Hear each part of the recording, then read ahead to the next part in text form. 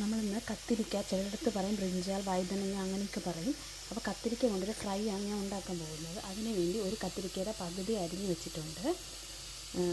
പിന്നെ അത് മിക്സ് ചെയ്യുന്നതിന് വേണ്ടി ഒരു അര ടീസ്പൂൺ മസാലപ്പൊടി, അതേപോലെ തന്നെ 1 ടേബിൾ സ്പൂൺ മുളക് പൊടി, 1/4 ടീസ്പൂൺ മഞ്ഞൾപ്പൊടി, പിന്നെ കുറച്ച് ഉപ്പ് എടുത്തിട്ടുണ്ട്.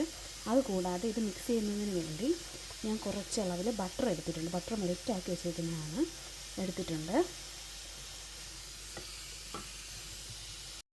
ഞാൻ ഇതിലോട്ട് കുറച്ച് വെള്ളം ഒഴിക്കുന്നുണ്ട്. ശകലം വെള്ളം മതി, അത് ഒഴിക്കുന്നുണ്ട്. എന്നിട്ട് ഇത് നന്നായിട്ട് മിക്സ് ചെയ്യാണ്.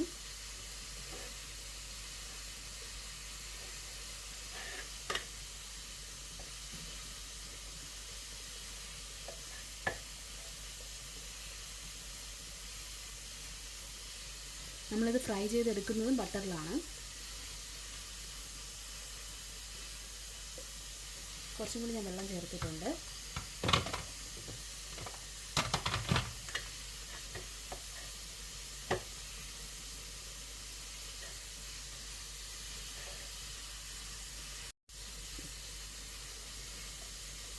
നന്നായിട്ട് ഞാൻ മിക്സ് ചെയ്തെടുത്തിട്ടുണ്ട്.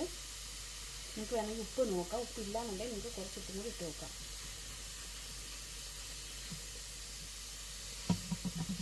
കുറച്ചും കൂടി ഉപ്പ് ആവശ്യമുണ്ട്. ഉപ്പിട്ട് കൊടുത്തിട്ടുണ്ട്. ഇനി നമുക്ക് ഓരോ കത്തിരിക്ക കഷ്ണങ്ങൾ ഇതിലെ ഈ അരപ്പ് ചേർത്ത് മിക്സ് ചെയ്തെടുക്കാം.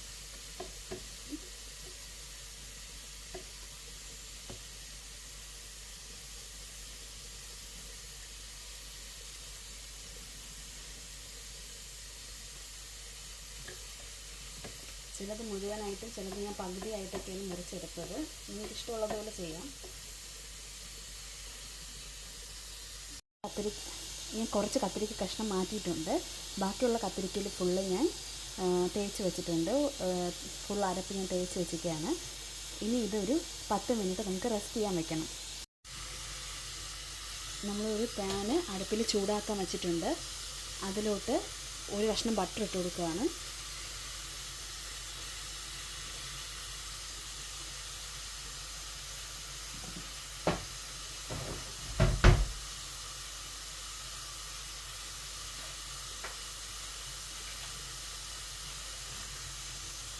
ഈ ബട്ടർ നന്നായിട്ടൊന്ന് മെൽറ്റായി വരട്ടെ. അതുവരെ നമുക്ക് വെയിറ്റ് ചെയ്യാം.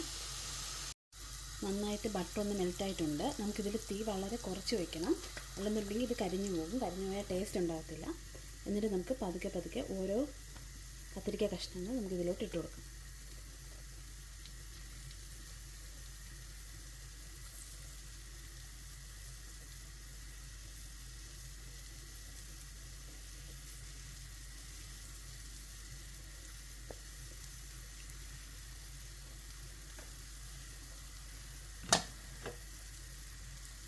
ഓരോ സൈഡും അങ്ങോട്ടും ഇങ്ങോട്ടും തിരിച്ചിട്ട് നന്നായിട്ട് ഫ്രൈ ചെയ്തെടുക്കണം.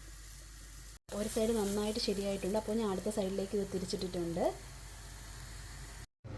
അങ്ങനെ നമ്മുടെ കത്തിരിക്ക ഫ്രൈ റെഡിയായിട്ടുണ്ട്. നമുക്ക് ചോറിൻ്റെ കൂടെ ഇത് നന്നായിട്ട് കഴിക്കാം. വേറൊരു കറിയുടെ ആവശ്യമില്ല. അത്രയ്ക്ക് നല്ല ടേസ്റ്റിയാണ്. ഒന്ന് ട്രൈ ചെയ്ത് നോക്കൂ.